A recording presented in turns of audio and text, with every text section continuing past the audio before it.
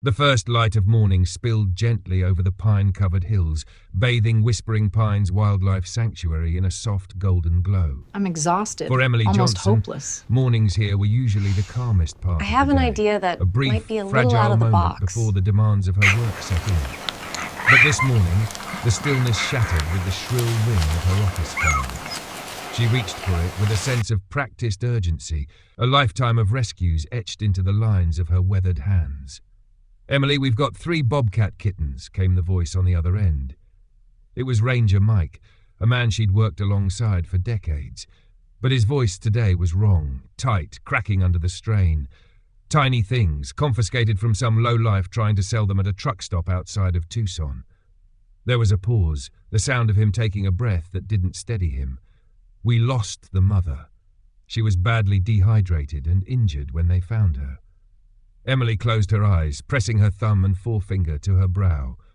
Another casualty in the endless war against the illegal exotic pet trade. Arizona's border regions had become a hotbed for trafficking rare animals, and far too often she saw the aftermath, creatures ripped from their homes, destined for cages, neglect, or worse. "How old?" she asked, her voice, even though her mind had already started calculating space, formula, and round-the-clock care schedules. "Can't be more than 4 weeks, Mike replied. "They're refusing food, Emily. All 3. The vet says they're failing fast." 30 minutes later, she was standing in the small, bright examination room of the sanctuary's clinic. On the table before her were 3 tiny bundles of spotted fur, each no larger than a hand. Their blue-grey eyes were open but unfocused, their tiny bodies trembling under the heat lamp.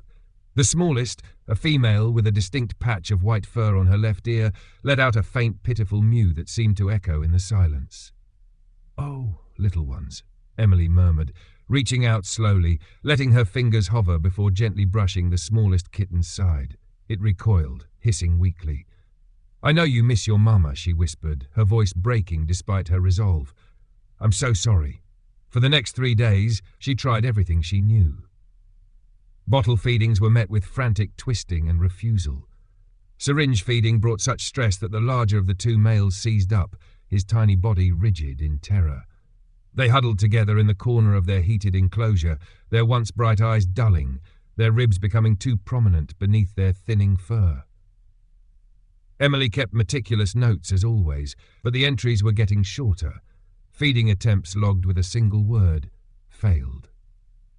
By the 4th morning, exhaustion clung to her like a second skin. She sat at her desk, head in her hands, the sanctuary's financial report spread out in front of her, but entirely forgotten. The sanctuary was more than her work. It was her life's mission, built on land her grandfather had left her in the high country of northern Arizona. Nearly 60 years old now, with silver hair perpetually pulled back in a practical ponytail and hands rough from decades of labor, she had thought she'd learned to face heartbreak with grace. But this, watching them slip away despite every skill and trick she knew, this was different. A soft knock interrupted her thoughts. Her granddaughter, Lizzie, stepped inside carrying 2 mugs of coffee. At 22, Lizzie was everything Emily had been at that age, determined, sharp-eyed, unwilling to accept defeat, but with the added benefit of modern research and training. She set the mug down in front of her grandmother. "I heard you didn't go to bed last night, Gran." Emily rubbed at her eyes. "Those Bobcat babies won't make it another day without nutrition. I've tried everything, Lizzie. Everything." Lizzie perched on the edge of the desk, her expression thoughtful. Not everything. She let the words hang in the air, studying Emily's face. "What about Daisy?" Emily blinked. "Daisy? She's not even a year old herself. And she's a dog, Lizzie." "A rescue mutt who just weaned her puppies 3 weeks ago," Lizzie countered. Her eyes lit with conviction.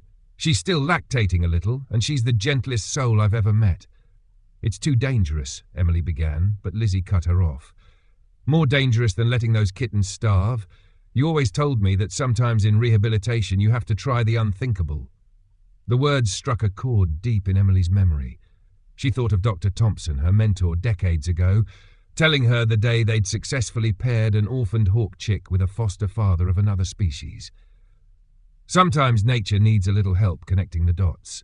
Emily leaned back in her chair, weighing the risk against the reality already pressing in. Finally, she said, "Get Daisy." "But we do this carefully, Lizzie, very carefully." Daisy had arrived at the sanctuary the previous winter, found half frozen in a drainage ditch during a rare snowstorm. She'd been heavily pregnant, and despite her own dire condition, she'd given birth to 6 healthy puppies in the sanctuary's small clinic. She was of indeterminate breeding, perhaps some retriever, some shepherd, with soft golden fur and eyes that radiated patience. Every one of her puppies had found loving homes in the nearby town of Pine Creek, but Daisy had stayed on, accompanying Emily during her rounds, her calm presence somehow therapeutic even to the most skittish animals. Emily had planned to find her a permanent home, but the plan kept being delayed, one excuse after another. Now, Lizzie brought her into the adjacent room where the Bobcat kittens lay in their heated enclosure. Emily was on the floor, cradling the smallest kitten, the one with the white patch, in a towel. The kitten's breathing was shallow, her body cool despite the warmth of the blanket. "Easy, Daisy," Emily murmured as the dog padded closer, tail wagging hesitantly. Daisy's nose twitched, catching the scent. She approached slowly, lowering her head until she was inches away from the tiny bundle. The kitten stirred, emitting a faint hiss that seemed to sap the last of her strength. Emily held her breath, ready to pull the kitten away at the first sign of trouble. Instead, Daisy let out a soft, mournful whine, a sound Emily had heard when Daisy searched for her missing puppies. Without hesitation, she lay down beside Emily, leaned in, and began to lick the kitten's head and ears with gentle, rhythmic strokes. The kitten froze, but did not recoil. Then, slowly, she turned toward the warmth of Daisy's fur, pressing her face into it as though recognizing something she needed without knowing why. Lizzie's voice was barely a whisper. "Gran!" Emily's eyes blurred with tears. She lowered the kitten onto the towel beside Daisy, watching as the dog curled protectively around her. The kitten let out a tiny sigh and went still. "Let's try the others," Emily said quietly. One by one, they brought the remaining 2 kittens to Daisy. Each time the same miracle unfolded. Within the hour, all 3 were nestled against her, and to Emily's astonishment, they began to nurse. It wouldn't be perfect nutrition. Supplemental formula would still be necessary, but in that moment, Emily knew they'd found something more vital than calories. They'd found hope. Daisy's breathing was steady and slow, her body curled protectively around the 3 tiny forms pressed against her. The transformation in the room was almost palpable. What had been filled with sterile heat lamps and the quiet hum of medical equipment now felt warm, alive. Emily sat cross-legged on the floor, her hands resting loosely on her knees, afraid that any sudden movement might break whatever fragile magic had settled here. For a long time, no one spoke. The kittens suckled with tentative persistence, their small sides rising and falling in rhythm, while Daisy's eyes half closed, her nose buried in the soft fur of the smallest one. Lizzie was grinning, though her eyes shone with unshed tears. "It's working," she whispered, as if saying it too loudly might shatter the moment. Emily exhaled slowly, a weight she hadn't realized she'd been carrying easing from her shoulders. But beneath the relief was a current of unease. This wasn't standard protocol, not in any manual, not in any course she'd ever taken. Pairing a domestic dog with wild bobcat kittens, it was the kind of thing you didn't talk about unless it worked. If it failed, if something went wrong, it would be remembered as recklessness, not innovation. She tried to focus on the practical next steps. "We'll have to monitor feedings around the clock," she said quietly, thinking aloud, "and weigh them daily. If Daisy's milk production dips, we'll need to step in with formula. And," she hesitated, her eyes narrowing slightly, "we keep this controlled. No one except staff goes near them. No unnecessary noise, no stress." Lizzie nodded quickly. "Got it. I'll set up a rotation for observation. And Gran," she smiled faintly, "you should write this down, document everything. This could be important." Emily didn't answer right away. She was watching Daisy again. The dog shifted slightly, using her nose to nudge Rascal, the smallest male, back toward her belly when he wandered too far. Her patience was remarkable. She groomed each kitten in turn, licking their faces, their tiny ears, their paws, the way she might have with her own puppies. It was instinct, pure and unfiltered, cutting across the boundaries humans thought were fixed. The next morning, Emily rose before sunrise, her body aching from the previous night's long hours on the clinic floor. She carried her coffee to the observation window, expecting to find the kittens scattered or restless. Instead, she found them exactly where she'd left them, tucked into Daisy's warm curve, their fur rising and falling against her side. The smallest one, Patch, was draped over Daisy's foreleg like it was her own private pillow. When Emily opened the door, Daisy lifted her head but didn't move. She wagged her tail once, as though to say, "I've got this," before lowering her head again. Emily knelt beside them, gently lifting each kitten to check their condition. Their bellies were full. Their eyes, though still a little cloudy, were brighter than before. And most telling of all, they didn't hiss at her touch. They tolerated her hands now, as long as Daisy was there. By the end of the week, the change was undeniable. Their fur, once dull and patchy, had taken on a healthy sheen. They moved with more energy, exploring the blanket-lined enclosure between naps. Daisy followed them with quiet vigilance, never letting one stray too far. If Scout tried to climb the low barrier, Daisy would block him with her body, guiding him gently back with a soft woof. Emily began keeping a notebook dedicated entirely to this unlikely family. She recorded feeding times, weight gains, changes in behaviour. In the margins, she scribbled her own observations. Daisy seems to recognise each kitten individually, responds to their different cries. Or Patch nuzzled under Daisy's chin for nearly 5 minutes. Comfort-seeking behaviour? She took photos too, careful to avoid flash, capturing moments she knew would be hard to believe without proof. Daisy lying on her back while Rascal patted at her paws, Scout batting at Daisy's tail while she patiently endured the game. Word began to spread among the sanctuary staff. Volunteers who had been keeping their distance would linger by the door, peeking in when they thought no one was watching. "It's like watching a miracle," one whispered to another. Emily understood the feeling. Even after decades in this work, she couldn't quite explain it, not in the language of biology or training manuals. But in the quiet moments, when the clinic was still, doubts crept in. She knew they were walking a fine line. Wild animals weren't meant to imprint on domestic species. Their survival in the wild depended on their ability to maintain those instincts. If this bond with Daisy grew too deep, what then? Would they be fit for release? Would they even want to leave her side? Lizzie, however, seemed unfazed by such worries. She saw only the gains, the life returning to the kittens' eyes, the way they had started to play like healthy young bobcats. "Sometimes the unthinkable is exactly what works," she said one afternoon, watching Scout stalk a crumpled paper ball as Daisy looked on with an expression Emily could only describe as indulgent. That evening, as the sun dipped behind the pines, Emily sat on the porch outside the clinic, Daisy at her feet. The dog's golden fur glowed in the fading light, her ears pricking at the faint mews from inside. Emily reached down to scratch her behind the ears. "You've taken on more than I ever thought possible," she murmured. Daisy tilted her head as though she understood.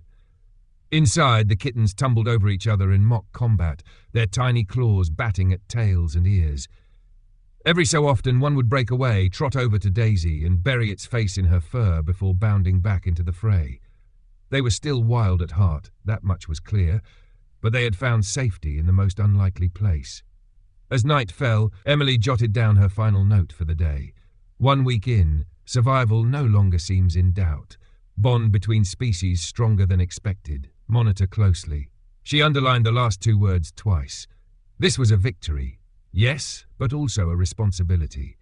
The story of Daisy and her bobcat family was just beginning, and she had no idea where it might lead. When she turned off the clinic lights and looked back one last time, she saw Daisy lifting her head to check each kitten before resting her chin on her paws. The room settled into quiet, the kind that only comes when every creature inside feels safe. Emily closed the door softly, her mind filled with both hope and questions. Whatever challenges lay ahead, she knew this much. Against every odd, they'd been given a second chance. By the time the second week passed, the clinic no longer felt like a place of crisis. The bobcat kittens, once shadows of themselves, now moved with the restless energy of youth. Their steps were still wobbly at times, but their bodies were filling out, fur glossy under the steady care of their unlikely guardian.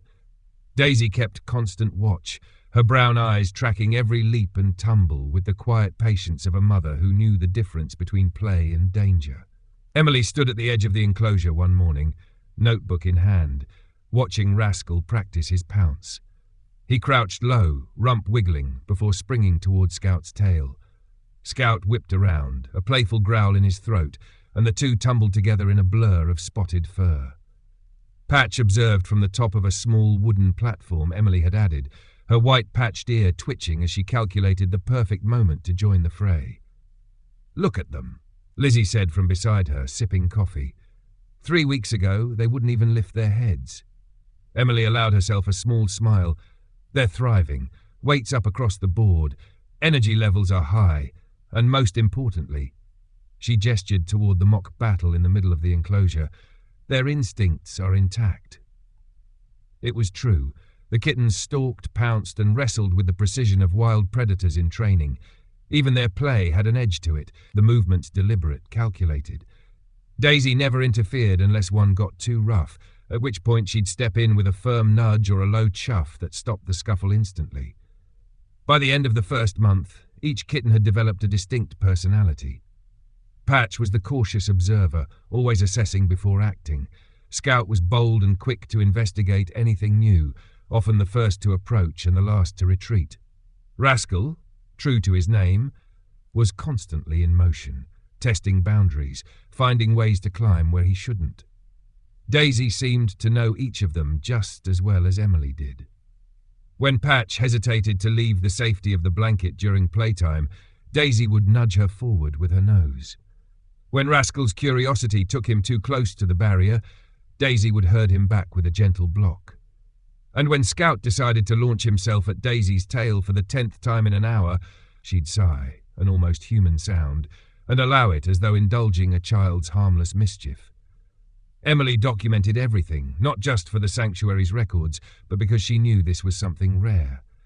Interspecies bonds weren't unheard of, but they were unpredictable, delicate. This one, however, seemed as natural as breathing. Volunteers began referring to Daisy and the kittens as the family, a term that stuck. Still, the reality of their situation lingered at the edges of Emily's thoughts. The sanctuary's mission was clear: rehabilitate and release whenever possible. For animals that couldn't be released, secure them a life in an appropriate wildlife facility. And while these kittens were healthy now, their deep attachment to Daisy could complicate that mission. Dr. Rivera arrived for his regular checkup one crisp morning, his bag slung over his shoulder. Emily briefed him as they walked toward the enclosure. "Physically, they're perfect," she said. "No signs of illness. Weight's on track. They're eating solid food now, though they still nurse for comfort." Dr. Rivera knelt to observe them through the mesh. "Their muscle tone is excellent," he noted, watching Scout leap from the platform to the ground with surprising grace. "Hunting behavior's right on schedule." But, he glanced at Daisy, who was lying nearby with Patch nestled against her side. "I'm concerned about their attachment to the dog." Emily didn't answer right away. She knew what he meant. "I've been thinking about it," she said finally. "We'll cross that bridge when we have to. Right now, she's giving them what they need." Dr. Rivera straightened, dusting his hands. "Just remember, the longer they stay with her, the harder it'll be to separate them, for all of them." That night, Emily sat on the porch of her cabin, Daisy stretched out at her feet. Lizzie joined her, handing over a mug of tea. The air smelled faintly of pine and wood smoke. "We've had interest from the Mountain Wildlife Preserve in Colorado," Lizzie said after a while. "They've got a large bobcat habitat, space for all three to stay together. Good educational program, too." Emily stared out at the dark line of trees against the fading sky. "It's a good option," she admitted. "Better than most. But it means starting the separation process soon." They both fell silent, the weight of those words settling between them. Inside the clinic, the kittens were likely curled up in their usual pile against Daisy. The thought of breaking that apart made Emily's chest tighten. Over the next weeks, the bond between the four only seemed to deepen. Daisy was no longer just a source of food and warmth. She had become their constant, their anchor. When they played too far from her, they'd return as if drawn by an invisible thread. If Daisy left the enclosure for even a few minutes, the kittens would pace and call until she returned. And yet, their wildness was still there, sharp, undeniable. Emily saw it in the way they froze at the sound of a rustling branch outside, in the precise control of their pounces, in the way their eyes tracked the movement of a bird overhead. They were learning to be bobcats, even as they learned that safety could come from a golden-furred dog. One afternoon, a group of volunteers gathered quietly to watch as Emily placed a low log inside the enclosure. Within seconds, Scout had claimed it, crouching low, tail twitching. Rascal crept toward him, their eyes locked in a silent contest. Patch circled around, launching herself from behind. Daisy lay nearby, ears perked, clearly following every move. When Rascal misjudged his jump and tumbled sideways, Daisy trotted over, giving him a quick lick before returning to her spot. Lizzie, watching from beside Emily, shook her head in quiet amazement. It's like she knows exactly when to step in and when to let them figure it out. She does, Emily said. Somehow she just knows. That evening, as the sun dipped low and painted the sanctuary in gold, Emily wrote her notes for the day. Play behavior intensifying, independence growing, but attachment to Daisy remains constant. No signs of human imprinting, positive for future release, but separation from Daisy will be the key challenge. She paused, tapping her pen against the page, not sure yet how to make that transition without breaking something essential. She closed the notebook, leaning back in her chair. The laughter of the volunteers drifted from the far side of the property, mingling with the faint calls of night birds. Inside, Daisy was likely curled into her usual crescent, 3 spotted bodies pressed against her side. The image came to Emily so vividly, she almost went to check. They were safe, they were thriving, and for now, that was enough. But in the back of her mind, she knew time was moving forward, and with it came the moment she dreaded, the day she'd have to find out if love, once given, could survive being set free. The first attempt came on a pale morning, the air crisp with the promise of autumn. The bobcats were eating their morning meal, tearing into the fresh rabbit meat Emily had prepared, when Lizzie quietly clipped a leash onto Daisy's collar. Emily waited until the kittens were fully absorbed in their food before giving Lizzie a small nod. Without a word, they led Daisy away from the enclosure and toward Emily's cabin, a quarter-mile from the clinic. At first, nothing happened. The kittens continued eating, though Patch lifted her head briefly, her ears swiveling in the direction Daisy had gone. But the quiet didn't last. Within minutes, Scout began pacing along the fence, his head low, tail lashing. Rascal abandoned his meal to join him, their bodies moving in tight, restless loops. Then the calling began, short, high-pitched cries that pierced the sanctuary's usual calm. Patch, usually the quietest, sat in the center of the enclosure, head raised, releasing call after desperate call into the air. From the cabin, Daisy heard them. The moment Emily opened her door, the dog lunged toward the sound, whining and scratching at the wood floor. By the time Emily closed the door again, Daisy's breathing had gone ragged, her nails clicking frantically against the boards. She paced, circled, and finally began to paw at the door with such force that Emily feared she'd hurt herself. 4 hours passed, and the tension only grew worse. The kittens refused their food entirely, choosing instead to press themselves against the wire closest to where Daisy had disappeared. Daisy's paws were raw from scratching, her voice hoarse from the low, mournful howls she'd been giving since she'd arrived at the cabin. Lizzie's face was pale when she returned from checking on the enclosure. "Their stress levels are through the roof," she said. "Patch hasn't stopped calling. Scout's chewing at the fence. Rascal's just still. It's not working." Emily didn't need convincing. She stood, crossing the room to unclip Daisy's leash. "Bring her back." The reunion was instantaneous and overwhelming. The moment Daisy stepped into the enclosure, all 3 bobcats rushed to her, pressing their heads against her sides, sniffing, checking her over as though to reassure themselves she was whole. Daisy lowered herself onto the ground, curling her body around them as they collapsed beside her, their breathing slowing in exhausted relief. Emily and Lizzie exchanged a glance over the sight. The bond was stronger than either of them had realized. Over the next 2 weeks, they tried every strategy they could think of. They started with shorter separations, 15 minutes, then 30. They placed Daisy in the adjacent enclosure so the bobcats could see her but not touch her. They increased the distance gradually, moving Daisy to the far end of the sanctuary for short periods. Nothing worked. Each time the reaction was the same: pacing, calling, refusal to eat. Daisy, for her part, mirrored their distress, whining and searching until she was reunited with them. "I've never seen anything like it," Emily confessed during a phone call to Dr. Rivera. "It's as if they've forgotten their different species. They've created their own family unit." "It's not unheard of in captivity," Rivera said thoughtfully. "But the question is, what's best for their long-term welfare? Prolonged separation anxiety can have lasting effects. You may need to consider an unconventional solution." The conversation lingered in Emily's mind, but she didn't know what form that unconventional solution could take until the day Thomas Wilkins arrived. Wilkins, the head zoologist from the Mountain Wildlife Preserve in Colorado, spent an entire day at the sanctuary observing the bobcats. Tall and quiet, with a habit of stroking his neatly trimmed beard as he thought, he asked precise, pointed questions about their diet, behavior, and development. Emily noticed how his gaze lingered on Daisy whenever she entered the enclosure, noting the way the bobcats responded to her. That evening, Wilkins joined Emily in her office. "They're in excellent physical condition," he said, scanning his notes. "Healthy weights, strong muscle development, appropriate hunting behaviors. You've done outstanding work here." Emily inclined her head in thanks, though she sensed the but coming. "But I have serious concerns about separating them from the dog," Wilkins continued. "The stress could cause significant setbacks in their development." "So you won't take them?" Emily asked, half relieved and half disappointed. "I didn't say that." He leaned forward slightly, lowering his voice as though suggesting something that might sound absurd. "What if we took the dog too?" Emily blinked. "You can't be serious. Daisy's not a wild animal. She's a domestic dog. She belongs in a home with people, not in a preserve." "Hear me out," Wilkins said.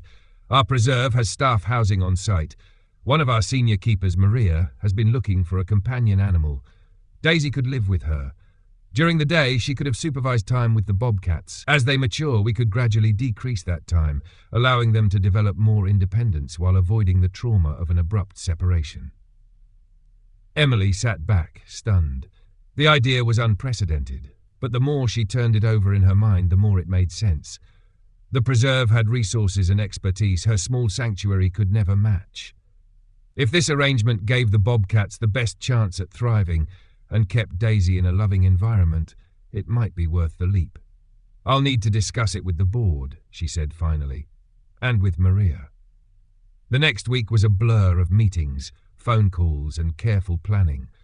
Maria, warm and competent even over video call, assured Emily that she was committed to the unusual arrangement. "I've worked with a lot of animals," she said with a smile, "but I've never seen a bond like this. I'll make sure they still have her, just enough to help them, but not so much they can't stand on their own." In the end, the board voted unanimously to proceed. The decision carried a bittersweet weight for Emily. She had raised the bobcats from their weakest days, and Daisy had given them the will to live. Now she would be sending them all away together. On the morning of departure, the sanctuary staff gathered quietly by the transport van. The 3 bobcats, now 4 months old and nearly the size of house cats, were placed in roomy, reinforced crates. Daisy trotted alongside them, tail wagging but eyes alert, as if she understood something important was happening. Inside the van, Emily and Lizzie settled onto the bench seats, the hum of the road beginning as the driver pulled away from Whispering Pines. Every so often, Daisy would stand to check the crates, pressing her nose to the mesh, offering a reassuring whine. Inside, Patch would shift closer, Scout would lift his head, and Rascal would give a faint, satisfied chirp before settling again. Emily watched it all in silence, her hand resting on Daisy's back. This wasn't the ending she'd imagined months ago when she first took the kittens in. But as the sanctuary's gates disappeared from view, she realized it might be something better, a chance for them to grow, to learn, and to remain in some way a family. The drive into the Colorado Rockies wound through canyons painted with the colors of late summer. Deep green pines, flashes of yellow aspen, and jagged peaks that rose like ancient sentinels. Emily sat in the van's passenger seat, the rhythmic sway of the road beneath them, while Lizzie dozed with her head against the window. In the back, Daisy lay stretched along the aisle, occasionally lifting her head to check the 3 crates. Every time she caught a glimpse of a familiar pair of golden eyes or heard the faint rustle of movement, she gave a soft chuff, as if reminding them she was still there. By the time they reached the Mountain Wildlife Preserve, the sun hung low over the ridgelines, gilding the sprawling facility in warm light. It was unlike anything Emily had ever seen. Acres of forested habitat enclosed by sturdy near-invisible fencing, streams winding through rocky glades, and towering pines that swayed gently in the mountain breeze. Staff moved about with quiet efficiency, their radios crackling softly as they coordinated the arrival. Maria was waiting near the main gate. She was in her 30s, tall and sun-browned, with a quick smile and steady eyes that immediately put Emily at ease. "Welcome," she said warmly, shaking Emily's hand before crouching to greet Daisy. The dog's tail wagged slowly, her nose twitching as she took in Maria's scent. "They'll have 3 acres of mixed terrain," Maria explained as she led them toward the prepared enclosure. "Rocky outcrops for climbing, fallen logs for cover, a shallow stream that runs year-round. We've designed it to mimic the kind of territory they'd find in the wild. They'll be observed, of course, but we'll keep human contact minimal." The Bobcat's introduction was cautious but calm. With Daisy present, they stepped from their crates one by one, their bodies low, tails twitching. Scout was the first to test the ground, his paws sinking slightly into the pine needles. Rascal darted to a nearby log, sniffing intently, while Patch crept forward, her white-patched ear flicking toward every sound. Daisy stood just inside the gate, her body loose, tail giving slow sweeps. The kittens, not kittens anymore, kept glancing back at her as they explored, as though taking courage from her presence.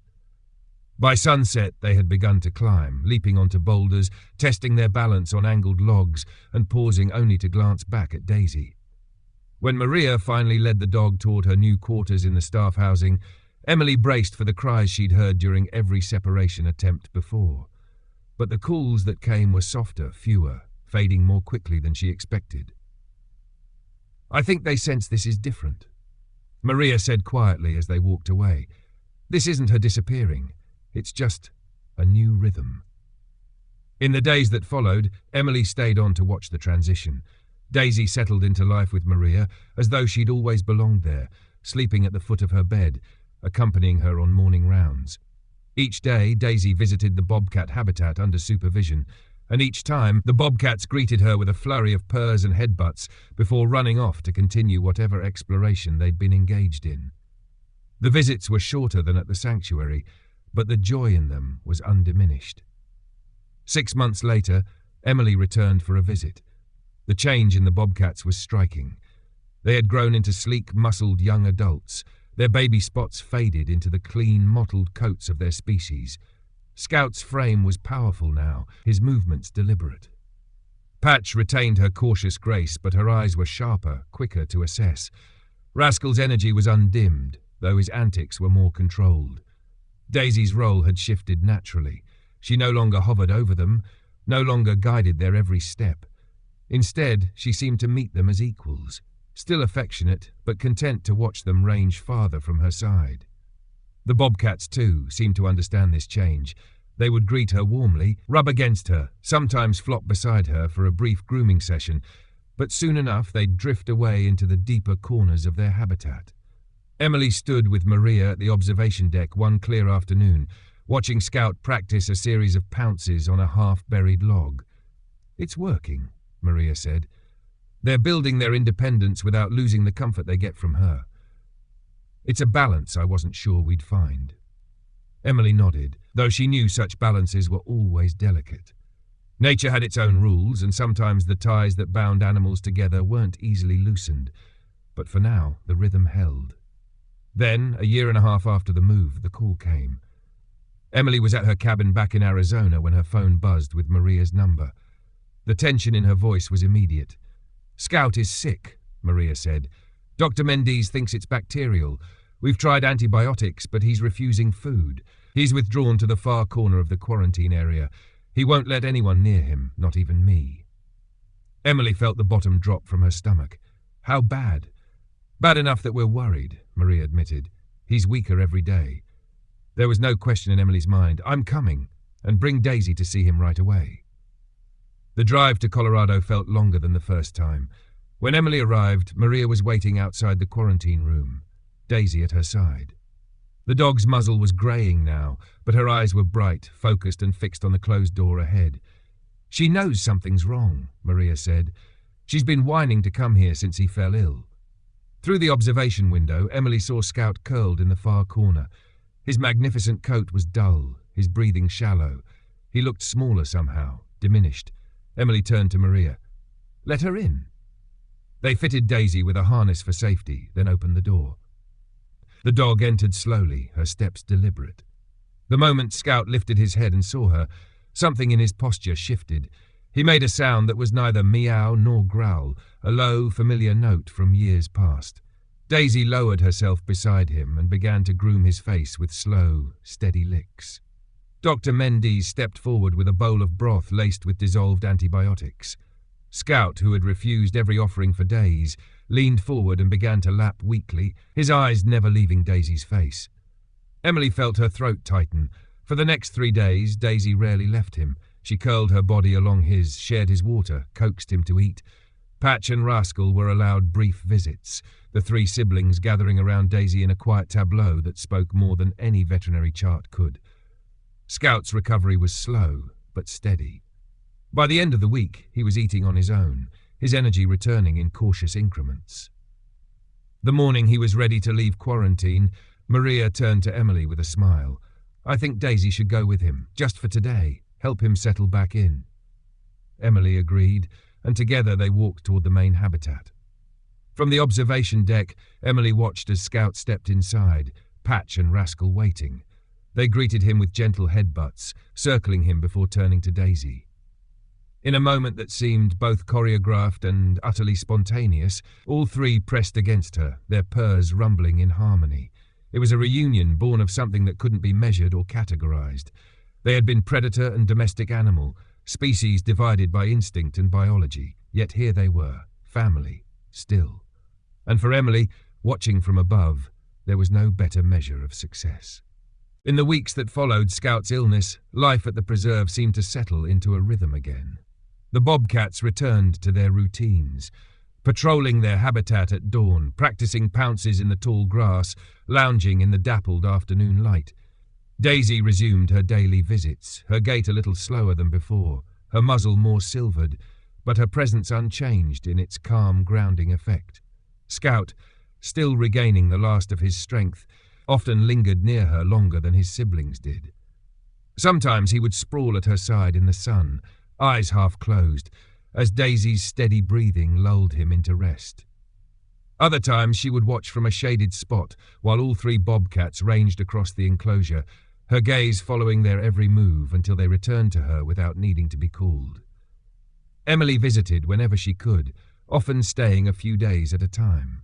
She liked to walk the perimeter trails with Maria in the cool mornings, the 2 women talking quietly about the animals, the weather, and the slow but inevitable changes time was bringing. More than once, Maria remarked on how the bond between Daisy and the bobcats had shifted yet endured. They don't need her for survival anymore, Maria said one afternoon as they leaned against the observation railing. Below them, Patch stalked an unseen insect while Rascal leapt between 2 fallen logs. But they still choose her. That says something. It says everything, Emily replied, watching Daisy lift her head to track Scout's approach. He rubbed his cheek against her shoulder in a gesture that, despite all her years of experience, Emily could never quite explain in clinical terms. Over the next year, the bobcats grew into their full adult strength. Scout became the largest, his muscles defined under his sleek coat. Patch remained lithe and precise, her movements measured. Rascal's playful streak never faded, though his leaps and chases were now executed with the confidence of a seasoned predator. Daisy aged alongside them.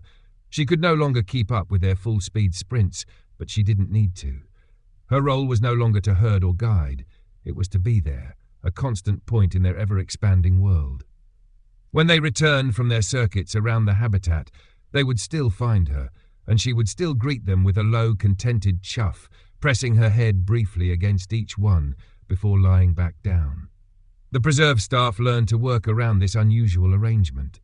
Daisy had her own life with Maria, walks through the mountain trails, quiet evenings by the fire.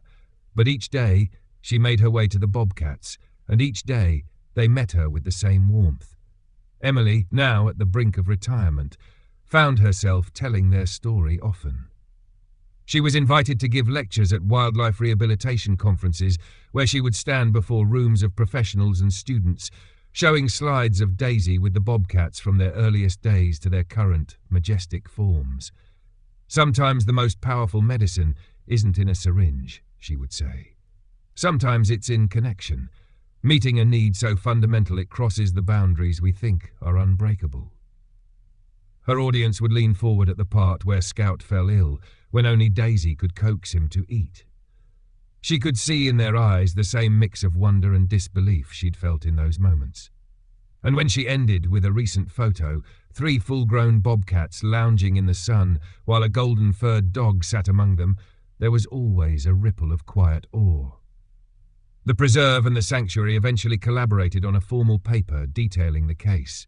It was published in a respected wildlife journal, complete with behavioral data, developmental milestones, and careful analysis. But Emily knew the charts and graphs could never quite capture what she had seen with her own eyes.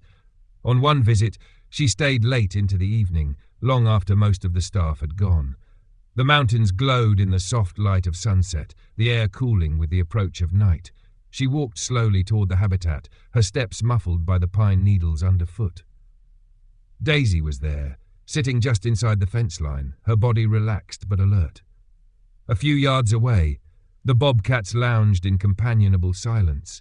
Scout sprawled on his side, Rascal grooming his foreleg, Patch stretched out with her head resting on her paws.